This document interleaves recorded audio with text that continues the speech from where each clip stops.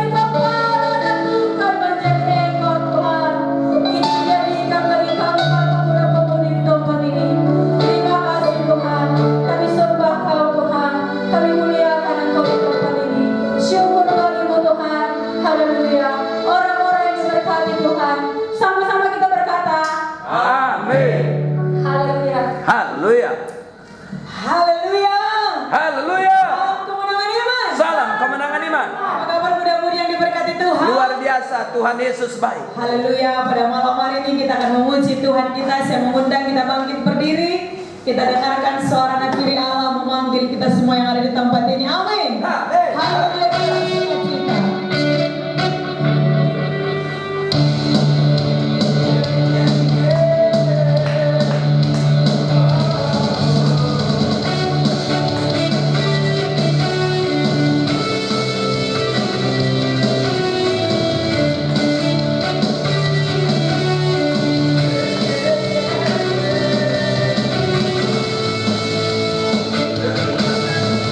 Katakanlah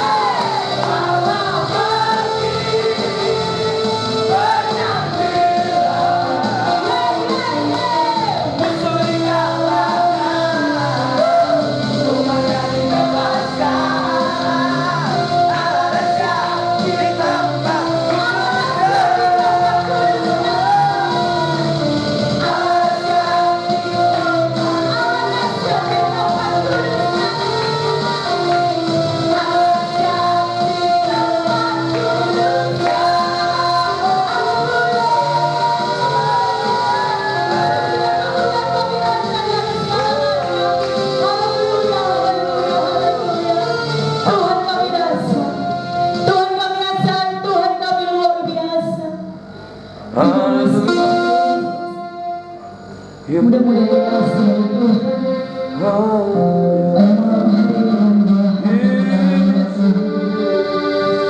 Siapa bagi saudara yang menyaksikan ibadah live streaming, mari bawa hati menyembah Tuhan.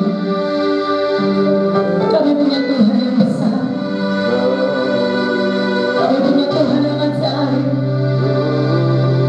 kami menyembah Allah yang besar, kami menyembah Allah yang dahsyat.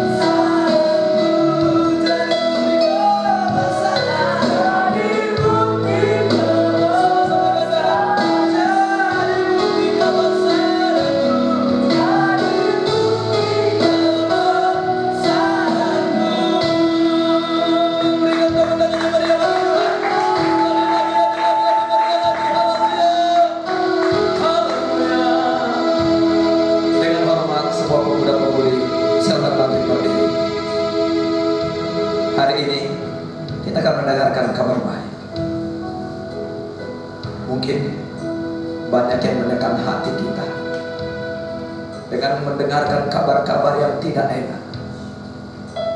Mungkin kabar tentang pekerjaanmu yang kunjung engkau tidak diterima dari satu perusahaan, atau mungkin dari keluarga kadang-kadang menekan kenapa nggak dapat pekerjaan.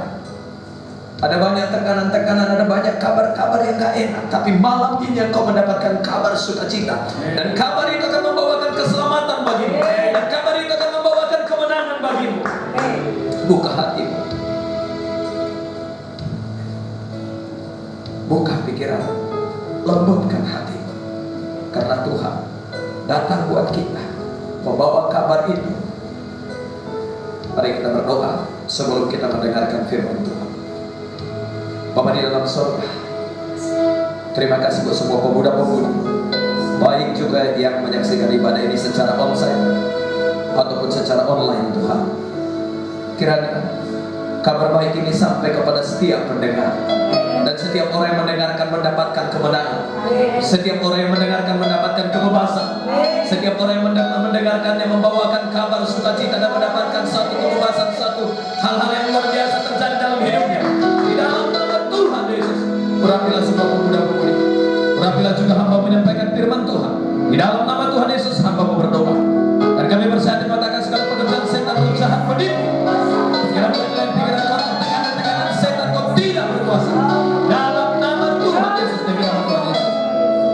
kasih Tuhan, kami berdoa bersama-sama, kita katakan Amin. amin. Silakan duduk, mudah-mudahan yang mengasihi Tuhan.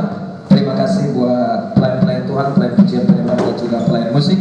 Dan saya juga menyapa kita semua para pemirsa. Haleluya. Haleluya. Salam kemenangan iman. Salam kemenangan iman. Shalom mudah-mudi. Shalom. Apa kabar? Luar biasa. Tuhan Yesus baik.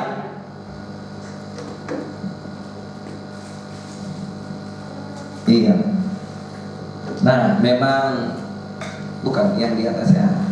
Memang mudah-mudi sebentar lagi kita akan menambah AC kita supaya tempat ini memang betul-betul full AC. Karena memang kalau hanya satu masih kepanasan, saya mengerti. Kami pun di sini masih 3 orang. Kalau hanya satu AC ini memang sangat belum mencapai, karena memang tinggi langit-langit daripada ruko kita. Tapi nggak lama lagi akan tambah lagi yang terbaik. Haleluya. Haleluya. Nah, saya mau menyapa kita semua pemuda-pemudi. Haleluya. Haleluya. Haleluya pemirsa. Kita sapa dulu pemirsa. Haleluya. Haleluya. Selamat menikmati kasih Tuhan ya. Sama-sama. Menikmati kasih Tuhan ya. Sekali lagi sama-sama. Selamat menikmati kasih Tuhan ya. Selamat menikmati kasih Tuhan ya. Kami cinta kalian semua. Kami cinta kalian semua. Oke, we love you katanya. Iya. Nah, saya agak GR berdiri di sini karena ini perdana uji coba karya kita. Haleluya. Ini karya anak bangsa. Jadi saya tadi berusaha pulang dari pesta, saya langsung kerjakan lagi karena memang ini dapat mujizat juga kan gitu kan. Jadi semua bahannya ini adalah ya anugerah Tuhan. Dan sebenarnya mahal bahannya, tetapi karena kasih karunia Tuhan ini diberikan kepada kita gratis. Haleluya. Haleluya. Nah, tapi memang bukan seperti ini gratisnya. Ini kita yang menempahnya, kita yang membentuknya, semua kita yang mendesainnya. Dan saya sangat puas dengan hasilnya. Sebentar lagi kita akan buat juga akrilik di sini, dan lampu-lampunya ada. Jadi nanti pakai lampu, ada logo Gereja Kemenangan Iman Indonesia di depan. Jadi ini nanti siapapun yang berdiri di sini, ya gagahlah nampaknya. Kan makin gagah kan? Daripada selama ini di sini, ini udah makin gagah. Jadi nanti sekali-sekali Kak Rini sama song leader berdiri di sini nggak apa-apa. Iya. Jadi memang kabar baik membawa sesuatu kehidupan yang baru. Ketika kita mendengarkan kabar baik, ketika kita mendengarkan sukacita, maka segala sel-sel tubuh kita respon, yaitu sel-sel yang baik. Tetapi kalau kita mendengarkan kabar-kabar yang buruk, sel yang gak baik juga akan berkembang di dalam tubuh kita. Maka saat ini saya bawakan kabar baik kepada kita semua yang mau mendengarkan, katakan saya. Tapi sebelumnya kita review dulu minggu yang lalu. Minggu yang lalu, manakala pengetahuan kita gak mampu membawa kita ke tempat yang lebih tinggi lagi, manakala pengetahuan kita tidak mampu membawa kita ke jenjang yang lebih maju lagi, jangan takut, jangan galau, jangan bimbang. Masuklah ke dalam rencana Tuhan, karena pengetahuanmu dengan rencana Tuhan, Tuhan mampu menggandakannya jauh lebih daripada apa yang kau harapkan selama ini, jauh daripada apa yang pernah kamu terima selama ini. Dan Tuhan akan mengubah upah itu sungguh sangat dahsyat banyaknya. Haleluya. Petrus gak pernah menangkap ikan yang seperti itu dengan pengetahuannya seorang gelar doktor yang menjadi nelayan, gak pernah didapatkannya. Tapi ketika dia masuk dalam rencana Tuhan, maka dia dapatkannya ikan yang sangat banyak, sehingga 2 perahu pun gak muat, hampir tenggelam perahunya. Karena apa? Bukan karena ombak atau bukan karena apa-apa, tapi memang karena sudah kepenuhan ikan di dalam perahu mereka. Maka hari ini saya berdoa, ketika engkau pakai pengetahuanmu masuk dalam rencana Tuhan, maka berkat-berkat Tuhan akan jauh melimpah di dalam hidupmu. Amin. Saya jauh lebih suka menceritakan berkat-berkat Tuhan daripada yang lain-lain. Kenapa? Karena kita beribadah itu adalah sangat bermanfaat katanya kan, baik hidup yang sekarang dan juga yang akan datang. Jadi ibadah ini adalah kekekalan fungsinya. Itu makanya saudara datang ke sini, ini saudara mengerjakan kekekalan. Haleluya. Nah, jadi di sini perlu kita tahu bahwasanya rencana Tuhan mampu membawa kita ke tempat-tempat yang lebih tinggi lagi. Bahwasanya rencana Tuhan mampu membawa kita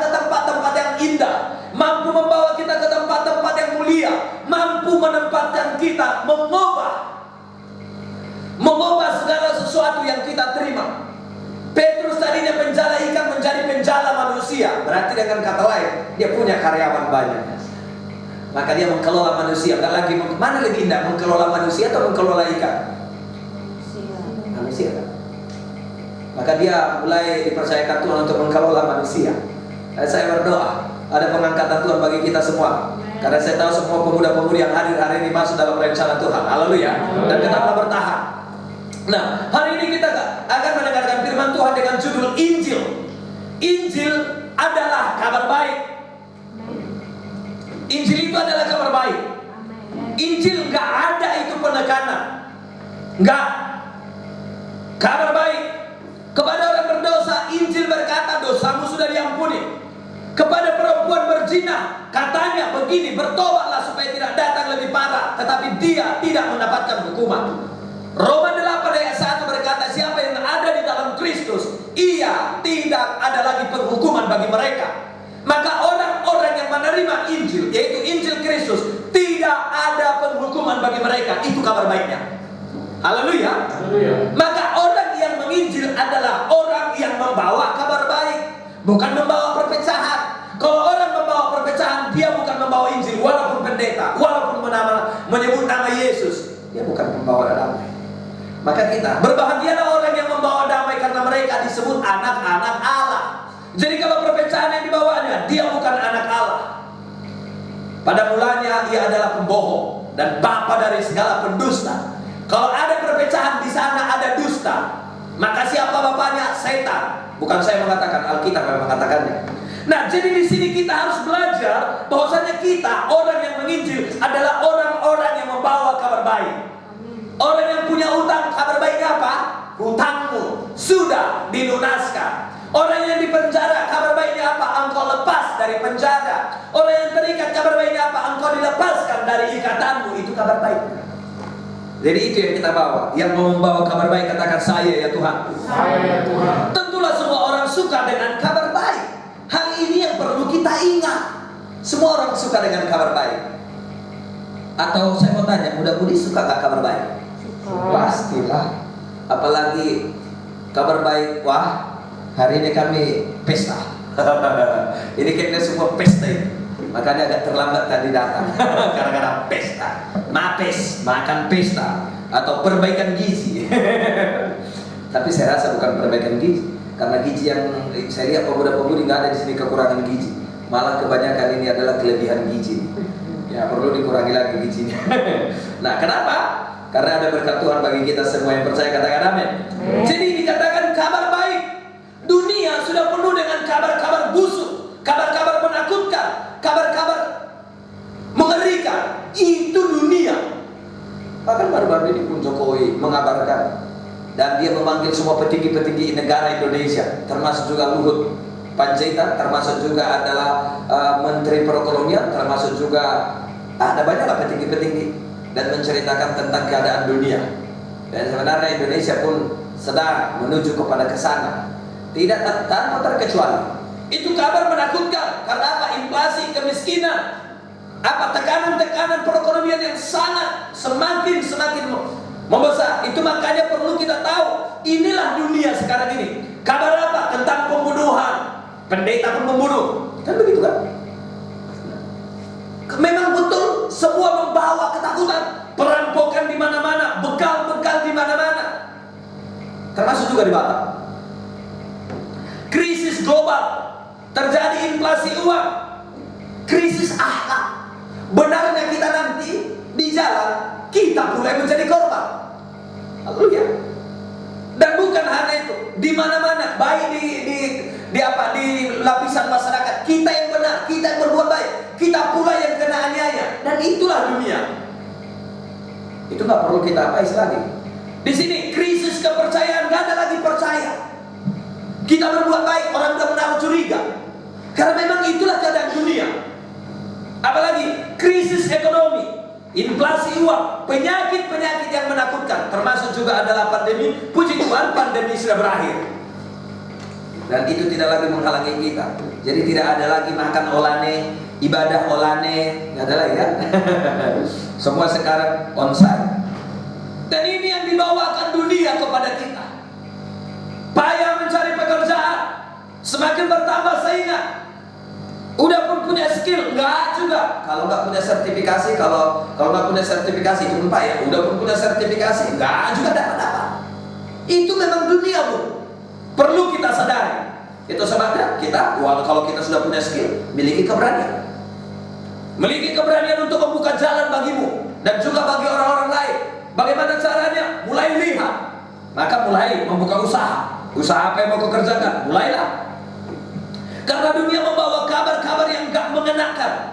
Tetapi kita berbeda. Di sini kita belajar gereja. Kabar apa yang kita bawa? Apakah kita juga termasuk menambah beban dunia ini dengan kabar-kabar menakutkan? Apakah pendeta juga datang membawa kabar-kabar menakutkan? Apakah pendeta datang membawa kabar-kabar menekan? Apakah pendeta datang mengoreksi semua?